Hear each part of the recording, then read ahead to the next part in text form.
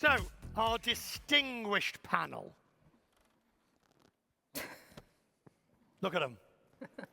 We have, of course, Campbell Wilson, a man who, he went from Singapore Airlines to Air India. Can you imagine the shock that put him in therapy for the foreseeable future, from the delights of that? Yvonne is with us. Are you ready, Yvonne? I'm always ready. You're going to do you're ready to now start cooperating more with Akbar and Qatar? Absolutely, absolutely. We've always been ready, and we're good to go. This is going to be fun to watch. Yeah. Greg, stand up. Whatever you ask, Richard. All right. What do we think he weighs? I knew that was coming. I knew you did. Yeah. But I gave it you anyway. Yeah, I know you did. Good. Have a seat. Those of you who don't know, of course, Greg's airline is now involved in a massive research effort, would you say? We'll talk about that. And John from Atlas. John, you're retiring. I am retiring. 2 weeks from yesterday or so. 2 weeks. Yeah. So we have a CEO who can be brutally honest because in 2 weeks he's out. That is our panel. I want to start with you, John. Sure. Cargo was the lifesaver, in a sense, of the industry. And I saw in Dr. Marianne's view the numbers that are down. But it's also a conflict of the supply chain issues because you're moving stuff within the economy. So you have a really good view of what's happening in the economy, don't you? I think we do. We're certainly in an area of defining what the new normal may be. We've gone from the tremendous opportunity that was presented to us during COVID, and now things have, as was mentioned earlier, eased considerably. But yet, demand, when you compare it to the pre-COVID period, is still quite strong. Rates have held, but not nearly at the levels that it was during COVID, for sure. Okay, so we couldn't, it's reasonable to expect that the rates would have come down, or at least the demand, because clearly there's just different ways of transferring it. But I'm interested that the rates have held up. And not at COVID levels, but certainly higher than what was pre-COVID. Right, yeah. What's driving that? I think it's a recognition of the value that air freight brings to the market, the speed, the reliability, the security, the flexibility. One of the prior discussions we're talking about onshoring, nearshoring, wherever the freight may move or be produced from, air freight can answer that call. So as a result, and because of the need to speed to market, I think that's played a major role in keeping some of the rates stronger than they were pre-pandemic. Do you see things moving by air freight that didn't move before, that you've held a market on that? Certainly in some areas, yeah. Not in all areas where ocean freight has now come back. But I think this is an opportunity for manufacturers particularly to rethink their strategies. You talk about AI and big data and so forth. Are there strategies to leverage air freight, even though it may cost a little more, but not produce as much product, get it to market quickly? So those are some of the things we're seeing. People are playing around with different strategies. That's right. That's right. This idea of the supply chain issues, our last guest, Alan Beattie, didn't like that phrase. Where are you seeing it particularly, Greg? Particularly in spares for aircraft, to be honest, Richard. I'm reasonably new to the industry, and hearing this term robberies coming from retail was quite interesting. It took me a while to work out what was going on. But as recently as a few months ago, we ended up taking delivery of some brand new A321s for our domestic business. And literally within, a few minutes of them landing, we were taking parts off those planes in order to keep some other ones operational whilst we did our final checks before we got the new ones on. So we keep a close watch on exactly how many parts we're robbing off a plane to go and put on another. And they're running about double what they were traditionally. And it's across the entire supply chain. All right, so is this a case of the new is more difficult to maintain than the old, more complicated or whatever? Or is it just simply that you haven't got the parts? That there's, I mean, I'm sure what Greg's seeing, you're seeing as well. Absolutely, it's an absence of new parts. I think that we're noticing it most acutely because we had 13 787s grounded for many years as a consequence of Air India not having the funds to pay for spare parts and robbing aircraft to keep others flying. How do you have 13 planes sitting on the ground, costing you money because you haven't got a spare part? Well, that's a whole other question, but there were 30,000 spare parts that we needed to procure to get these aircraft up and running.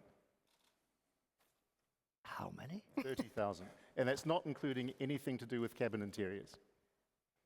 When you discovered that, did you sort of, when somebody said, Mr. Wilson, we need spare parts, 30,000 of them to be, what did you say?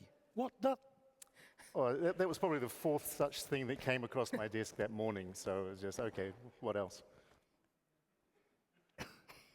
How angry are you? Because I'm sure you're having the same problem. Not as bad as Campbell, but it's becoming a major issue, and especially for us, the smaller airlines. Getting parts is becoming more and more difficult. Our AOGs are lasting longer, and even when you get the parts, you get them at a premium as well. So the cost of our operating costs shoot up as well. So this is becoming a huge, huge challenge. If this had been in your previous existence, great, what would you have said?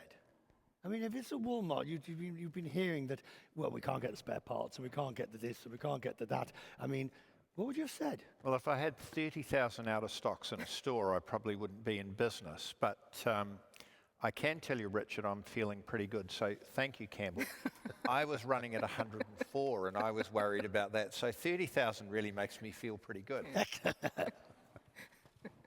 And what I would say is when those parts are ready, call Atlas and we'll be happy to ship them quickly to you. So that's it. Right? You're not going to take the blame for not shipping them. I am not going to take that blame. All right. No. What I'm not hearing from any of you, and this is because you're CEOs and you're moderate, is anger. I'm not hearing pissed off. I'm not hearing, don't look at me like that. I know it's not going to get you the parts any quicker, but aren't you pissed off? In the case of restoring aircraft, I mean, it is what it is. But with respect to new deliveries and getting aircraft that should be operating, up and operating, very frustrated because there's a market opportunity that is smacking us in the face. And it is there for the taking. And to be sitting on assets and people and opportunities that are undertapped, very frustrating. You don't look like you're the sort of person that gets upset about much. Ask my wife. The reality is that there weren't too many industries that were harder hit than airlines during this period. And it varies depending on what part of the country you're in. But in New Zealand, effectively, we were shut down for over 2 years. And it just takes a while when you dismantle an industry to that effect to get on your feet. So, it's been an interesting period, hasn't it? It's almost like three phases. Period one, survive COVID, tick. Period two, that we're sort of in at the moment, is enjoy the recovery. And it is an enjoyable time because at the moment, demand exceeds supply. You can pretty much sell everything you've got. We'd all like to have more. Profits are back. It's good. Act 3 is coming our way pretty quickly. And that's an interesting position because, we're seeing inflation, we're seeing cost. Associated with that, a drop in productivity, you could say stagflation. So it's going to be quite a challenging period, this next period, for us all to navigate. When you saw the numbers this morning on the profit, that 10 billion, 10 billion, but 1 point whatever it is Now, I realize that's industry-wide. Some are making margins of 9, 10%. Others are making no margins whatsoever. But to get this industry back to sustainable profitability with a decent return on capital, on equity, how difficult is that going to be?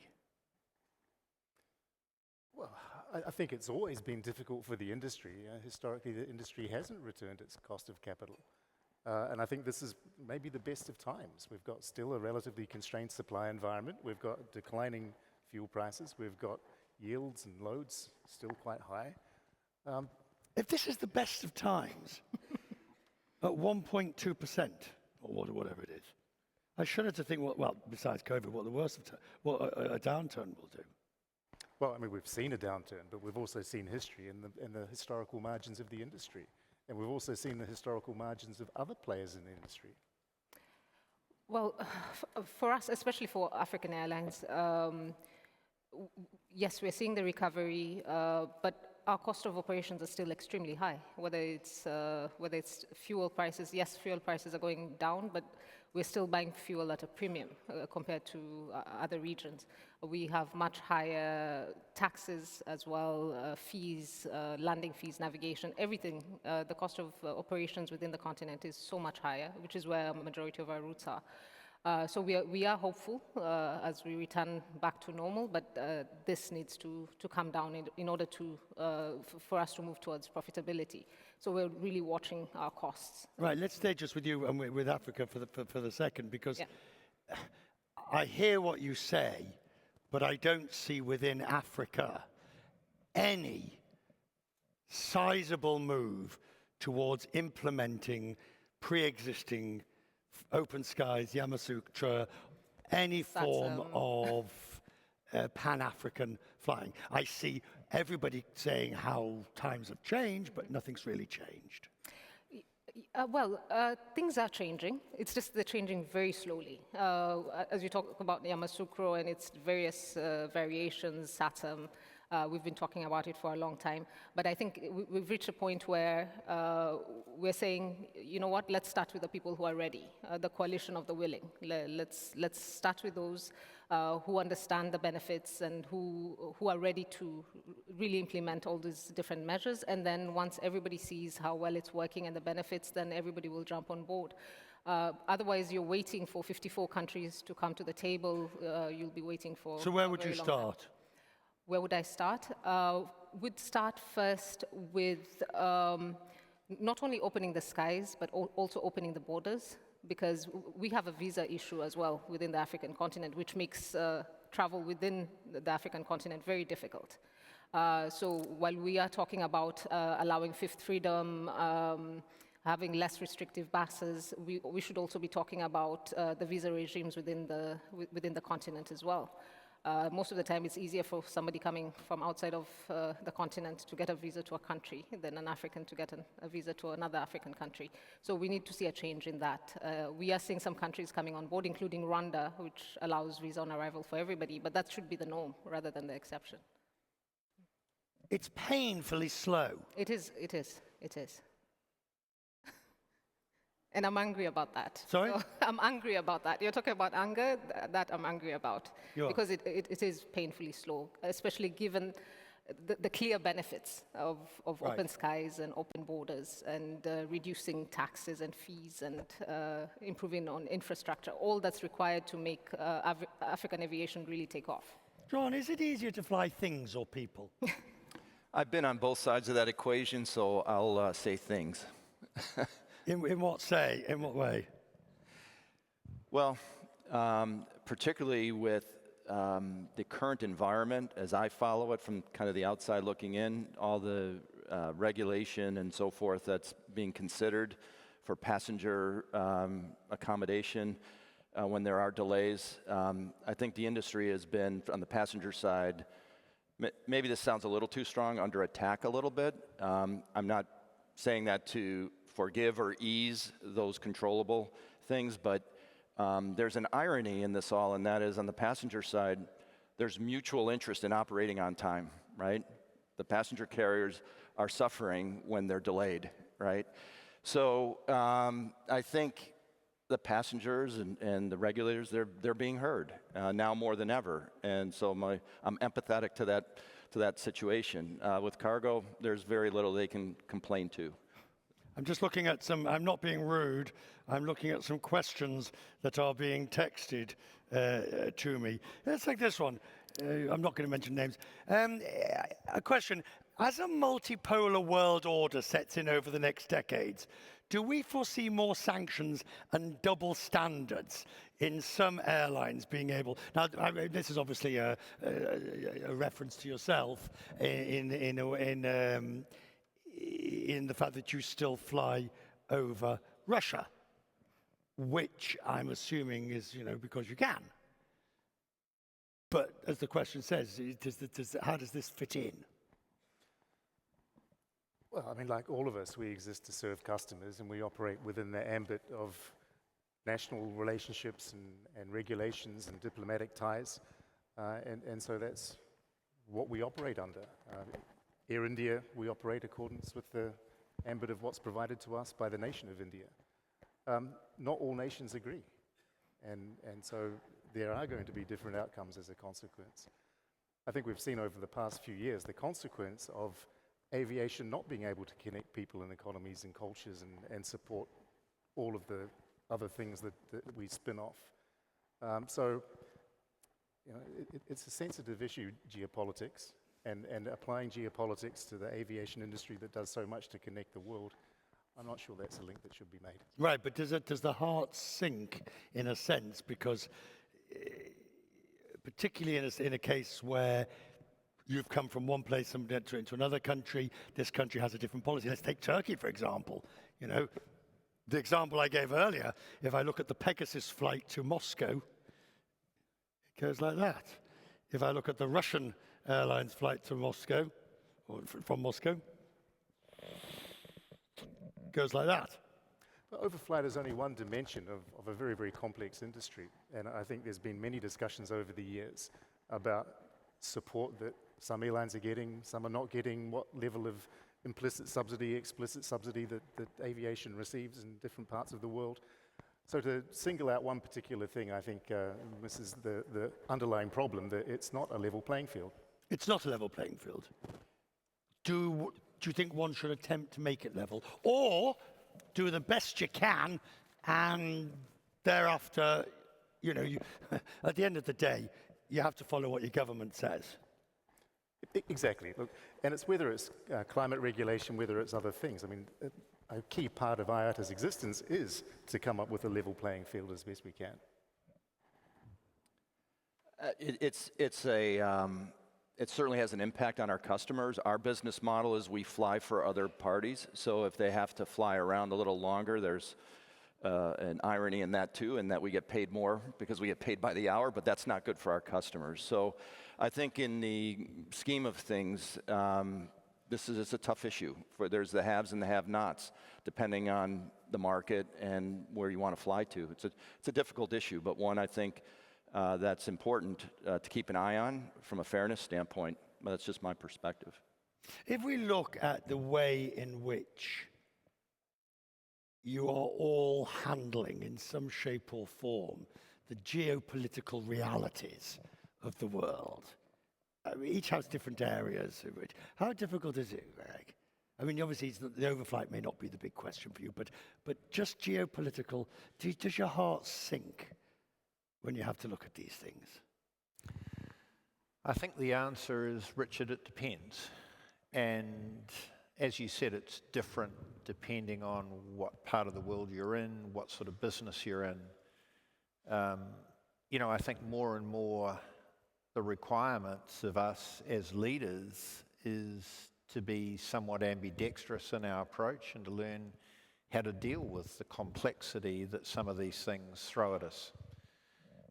Some of the solutions can't be perfect. You have to learn to adapt and accept that it may be imperfect for a period of time, and to deal with that without losing sight of what the main objective of this is. But increasingly, these things are going to become difficult. One that we're all wrestling with and continue to is carbon emissions. You know, we have a sense of what the answer needs to be. How we solve it is incredibly complex. Right, so I've been asking all CEOs, can you meet the targets? Sorry, Yvonne. Akbar told me in an interview, no. He says you are all fooling yourselves, that there is no way you can meet the targets 2050 on net zero. And the sooner everybody realize it, the better. You can go last on this. He says it's just simply not possible because the SAF's not there. It can't be put in place in time. Even if you'd got all the SAF you wanted, you still wouldn't make it. Greg? To be honest with you, Richard, I'm not smart enough to be that definitive. What I do know is what other options are there. I'm not prepared to give up on having a shot at something. I like the concept of having some ambition, putting a line in the sand and going for it.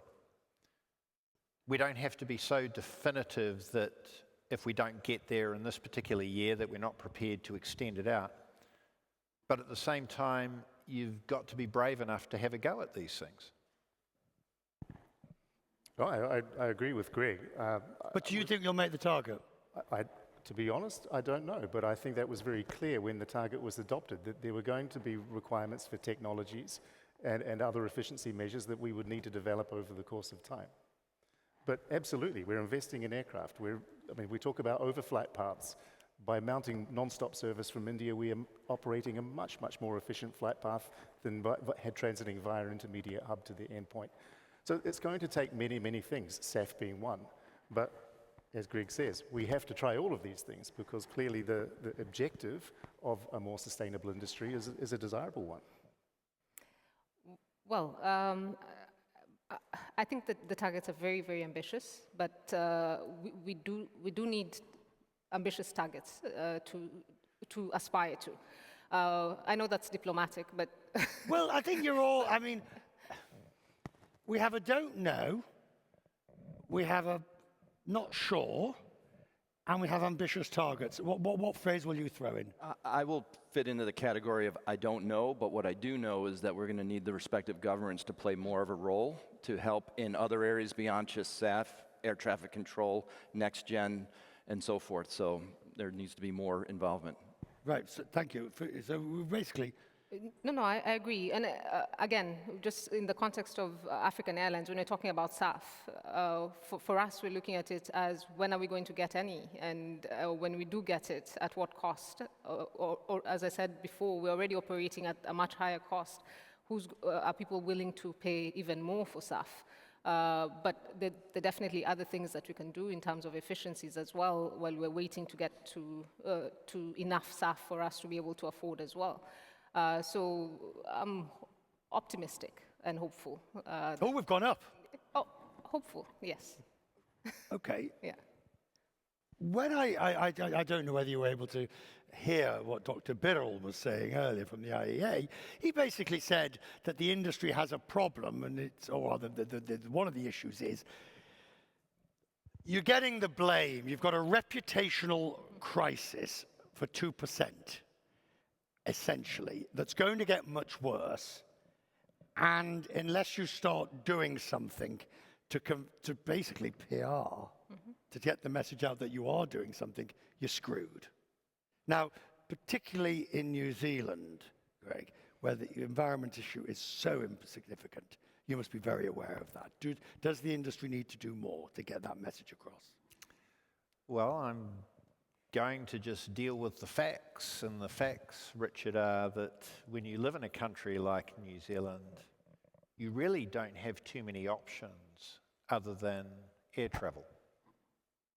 And they just happen to be the facts. You know, you draw a 2,000 kilometre radius around New Zealand, you don't even get to Australia. You draw a 2,000 kilometre radius around Berlin and you can get to Moscow, all of Norway and Sweden, the British Isles, in fact, all the way down to Istanbul. So you're going to have to fly in New Zealand. People are going to have to travel. They are going to have to connect with one another. For sure, we have a responsibility to do that well, and you're right, there is a risk that the industry does get labelled much harder than many other industries. So let's get the facts out on the table, let the facts be our friends, but at the same time I go back to my point, that should not stop us setting ambitious targets and doing our best to get there, and I completely agree with you, John. It's going to take the entire ecosystem to get behind it, but go for it. It's a wicked problem. Let's try and solve it. But this idea of the reputational damage to the industry. I think people are, at the end, quite sensible and logical about how these things play Really? out. Yeah, because they say to themselves, in a case like New Zealand, how else am I going to get to the United States? A boat takes a long time. So what are we doing to play our part? Appreciating that I still need to connect with people. I've still got a life to lead. I've got, business to transact. So, let's work our way together and solve this problem. Interestingly, from the Indian perspective, of course, very different from the Singaporean perspective, where, of course, it's sixth freedom, going on and elsewhere, but there's a vast domestic market that hasn't even really been fully tapped by any means. Correct. It's a hugely growing market. It's the third largest aviation market on the planet. The economy is growing at 6 to 8% a year. The demographic profile is very conducive. We're seeing supply chain realignment, which is further supporting the economy. So yes, it's a very much growing market, but it's a very much underserved market, particularly internationally. It is almost astonishing that India as a whole has less than 50 wide-body aircraft. Really? And so when you see our order of 470 aircraft, of course 400 of those being narrow-body, it sort of puts it into context that it looks like a big order, but relative to the size of the market and the opportunity, and particularly the opportunity to connect India with cities of the world non-stop, more efficient from a climate perspective, it's a significant imbalance that we're trying to address. When you arrived on the first day and you'd worked out where your office was and where the coffee machine and the bathroom was, what did you think? Well, I didn't come in without having given some thought in the first place, so it wasn't really a surprise. And to be honest, you'll accuse me of being diplomatic. There were more pleasant surprises than unpleasant ones. Really? Absolutely. Look, there'd been a lot of work done during due diligence and acquisition, and the team did a great job. So it wasn't as if there wasn't a roadmap to start with. But there'd been no expenditure on IT, there'd been no executive career deploy. Correct. There was 15 years in which there had been no recruitment of ground-based staff. So there's a big hole in the organization from a succession and capability perspective. We were the last airline in the world on the SETA reservation system. We were the last company in the world on the SAP ERP mainframe. People were using, there were thousands of Gmail addresses that people were using in the absence of an effectively functioning company email system. And I can go through a list, but that's just the nature of an organization that hasn't been invested in over the years. So there's been a lot to fix. But the great thing is that people have been really positive and rallying to the cause. Air India could always recruit great people because they had that cachet. It's just they weren't necessarily invested in, or they didn't have the direction. Now, with Tata Sons backing, Tata having founded the airline 90 years ago. Yes, and then bought it back again. Bought it back again, but with a purpose. With the investment coming in, with a clear direction, with supporting these people, it's amazing what they've done in really in a little over a year's time. What will you take as your barometer of success besides profitability? Which I agree is a pretty good barometer. Well, we've been very clear that we want to be regarded as up there with the world's leading airlines in terms of customer experience, obviously in terms of financial performance, in terms of operational reliability, brand reputation. And that will take time. There's a lot of investment that needs to be done. But for all of the reasons I spoke about, the India story and the investment we're making, I think it's possible. Talk about the shortage of pilots and the shortage of, I assume you're all in some shape or form. Now, there's a question from the audience. A huge pilot pay increase is sustainable for the airlines. Will airlines that operate globally have to eventually follow what the US legacies recently started with large pilot pay increases? Are you finding, well, start with you, sir. Well, there's no doubt there's a war for talent. And Are you having to pay more? I think you have to, well, that's what carriers have found themselves doing. You see some of the high wages that are being offered. No disrespect to the pilots. They earn everything they can get, but it has created a challenge. And you have different tiers within the hierarchy of carriers who their business models may or may not be able to sustain certain levels of wages, right? And so I think you need to take into account the business model, the revenue streams that come in as compared to what you can afford to pay, because it's too simplistic. Right, but you need them to fly the plane. And if everybody else is paying more, you have to pay more. Well, sure. I mean, that's just basic economics. Right. But there's a reason they have these collective bargaining agreements, and supposedly both sides should understand the economics of the business. So it's created a difficult situation for the big guys who can afford to pay, or maybe not sometimes, but who are paying that. It creates a lot of pressure for the mid-tier regionals and so forth. So, Yvonne, pilot pay. Yeah, that's a major challenge, and for us, especially the smaller airlines competing with the big guys. And You're all being very diplomatic. It's a bloody challenge because they're buying your staff. they're poaching. That's the word, poaching. They are, yes, they are, and it's becoming more and more difficult to attract new ones to join. But how we're resolving that is also building local talent, training our own pilots, cadet pilots, but again, that pipeline takes a while. But for the long term, with the ambitions that we do have, that's the route we'll have to take, because it's going to get more and more difficult to attract talent. And that happens to you, obviously, as well, even allowing for an open skies Trans-Tasman, because your competitor in Australia is also having the problem and risks poaching your staff, and vice versa. Or do you have a no poaching? We don't, but it is the joys of a cyclical business, isn't it? And at the moment, the cycle is one where we could all probably do with some more pilots, as we could with some more planes. But you know what's likely to happen, Richard, is in a reasonably short period of time, it's probably going to change. And those are the things that we all have to navigate through. But at the moment, generally resources anywhere, not just pilots, but engineers, parts for planes themselves. We could all do with some more. That's helping get prices up, which in one way is good for us. But as I said, the third act is about to come. We're all enjoying the recovery. As we think about costs going forward, I think it's a different environment. So you started New York. We did.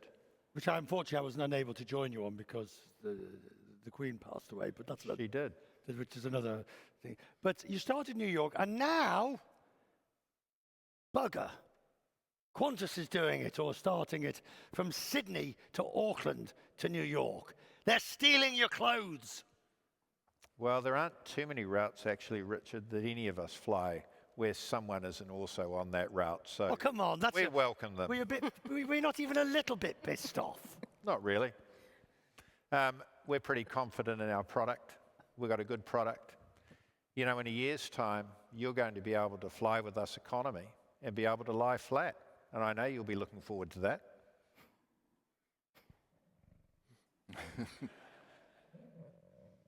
Would you? I will certainly do it. I'll be happy to do it with you. So do I feel a challenge coming on. I'm up for it. Are you? Oh, don't do this. Economy. Skynest. How many hours do we get in the Skynest? You're only allowed 4 hours, Richard, and you're not allowed to bring a friend. Those are the rules. Nestiquette, it's called. The Nestiquette rule. Yep, and you got to. Come on, take your shoes off. You're delusional. It's going to become, can I bonk in the nest? Can I bonk in the nest without anybody noticing?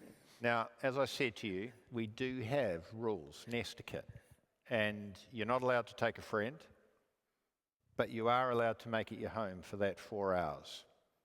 And there's no munching, crunching, or eating your lunch in there. And you do need to take your shoes off. But you're going to have fun.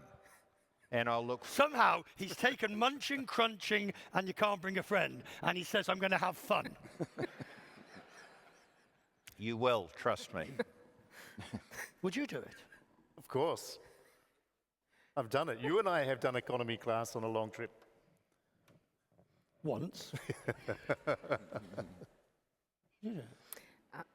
I'm not sure about that one, really. Why not? No. No, look, I have to get full credit to you. The innovation that your airline has shown at both the front and at the back is legendary. Both with the cuddle couch, or the whatever the official name for that contraption is. There was a really clever way of screwing more money out of people for basically bringing the seat up. But it was very clever, very clever. And now the Skynest. Very cleverly done. What are you going to innovate? Goodness, I think we've got a little bit to go before we start really innovating. We need to get up to a certain standard. But I can tell you for sure that we will be innovating in time to come. In all classes? Well, I think you look at the history of Air India, 1960s, 1970s, you know, the in-flight experience was second to none. And whilst the world has changed and cabin interiors have changed since then, that is clearly the heritage that we're trying to bring back. And so that will require investment, it will require innovation, but it's the passion.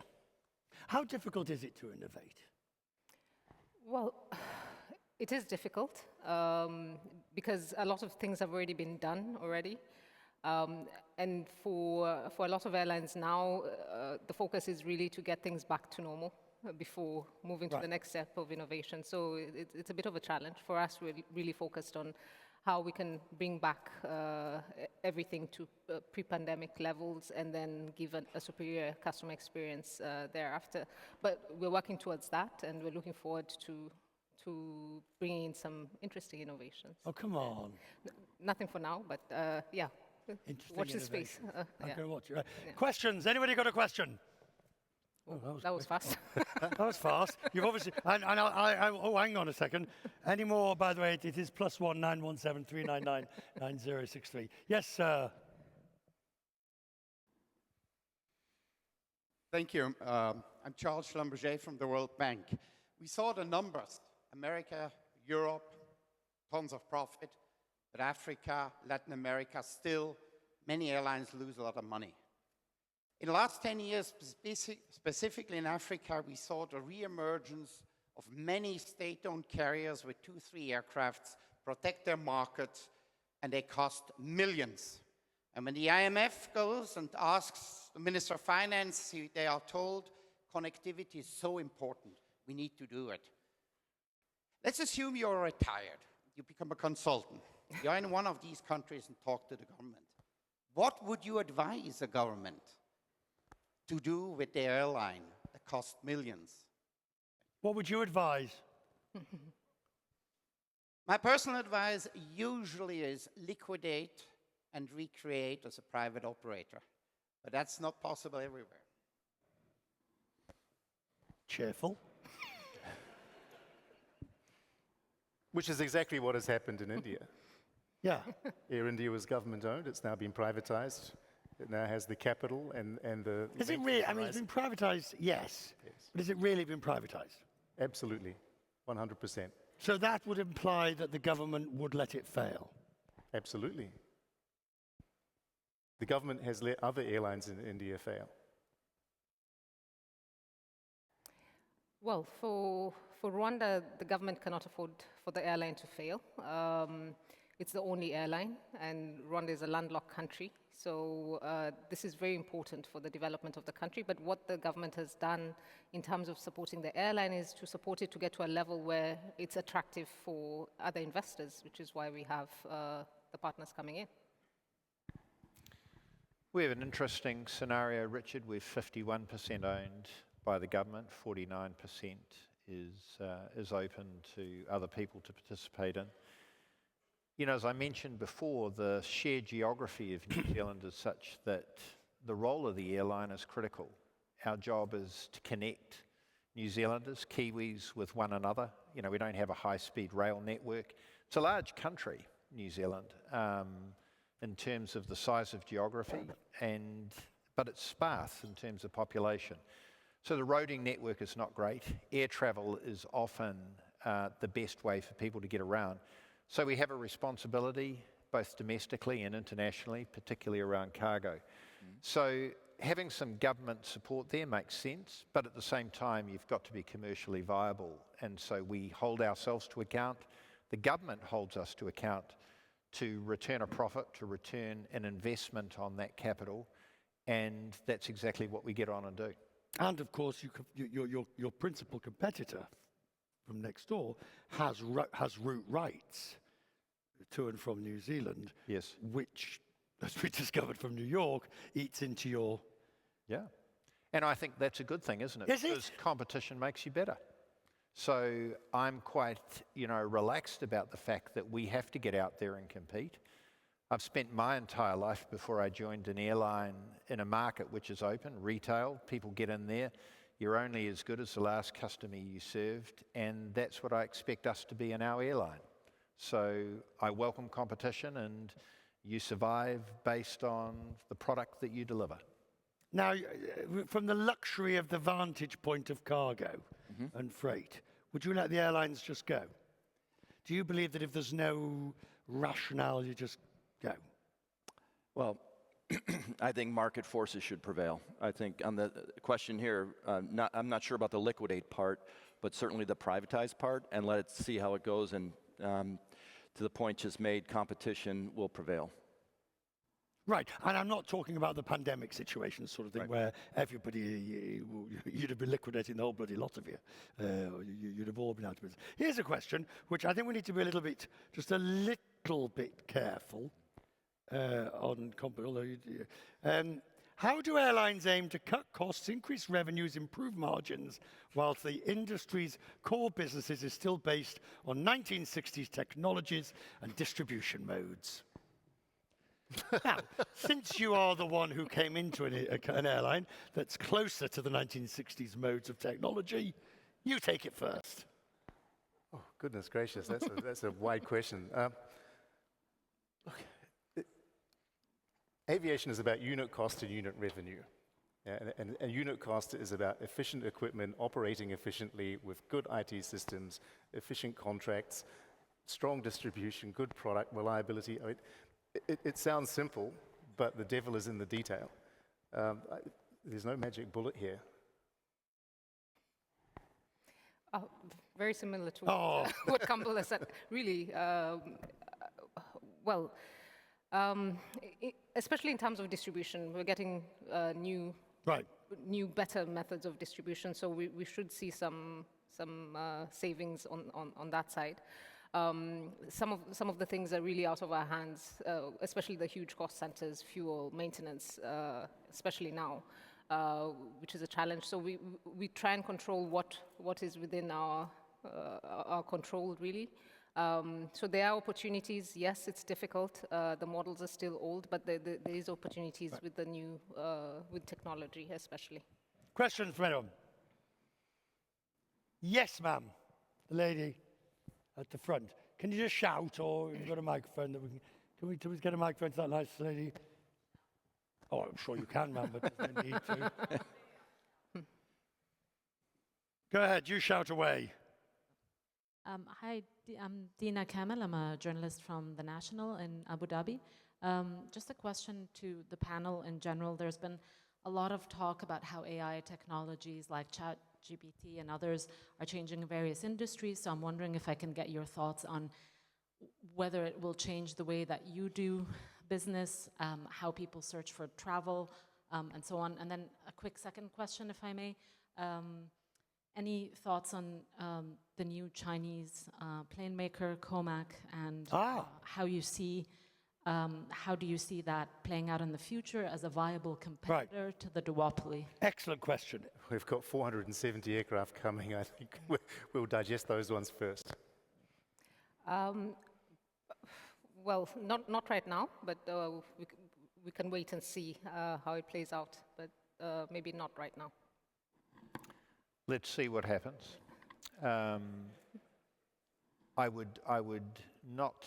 I'm not smart enough to say never, but let the thing run its course and just see how that develops out. I'm retiring in 2 weeks.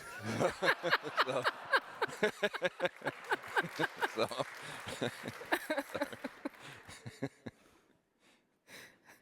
And?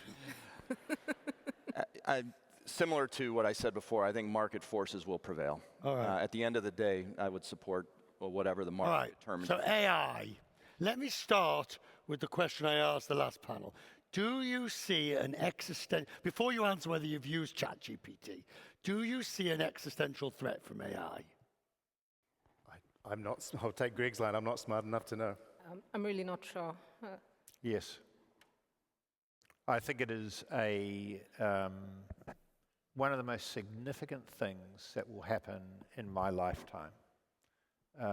You know, as I think about some of the developments over the last sort of 10 to 20 years where we've, you know, got into discussions about blockchain, virtual reality, augmented reality, artificial intelligence, it feels to me the one that is likely to create the greatest change is artificial intelligence. As I think about also where quantum computing goes, these are significant shifts that are occurring faster than anything that I have ever seen. I'm not sure how it all plays out, Richard, but not all of it will be good. A lot of it will be. How it all plays out in airlines is yet, you know, we're only at the beginnings of it, but it's significant. And the fascinating part about it is it's this contradiction that you all face. We all face, not you, everybody faces, that we know we know it's coming, we know it's going to be very big, we know we have to have it. But how the hell do we have it and not bring the house down round our ears at the same time? Yeah, you know, I want to go back to the question you put before in terms of, you know, you got costs going up and you know, revenues under pressure as capacity comes back.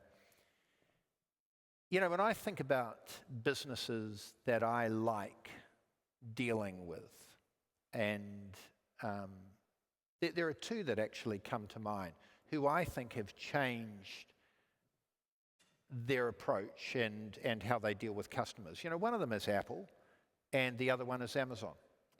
Yeah. They're easy to deal with.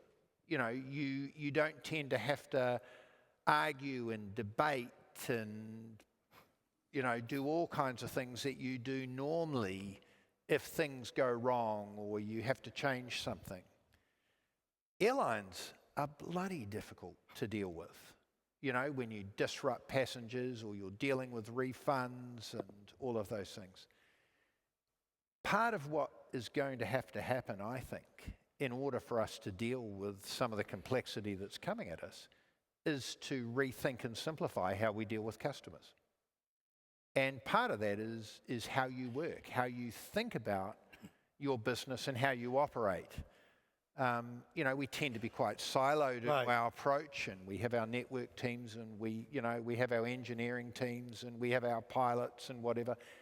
We don't tend to think like some of these businesses like Apple and Amazon do, where they work as well horizontally as what they do vertically. But most importantly, before they worry about that, the most important person is the customer.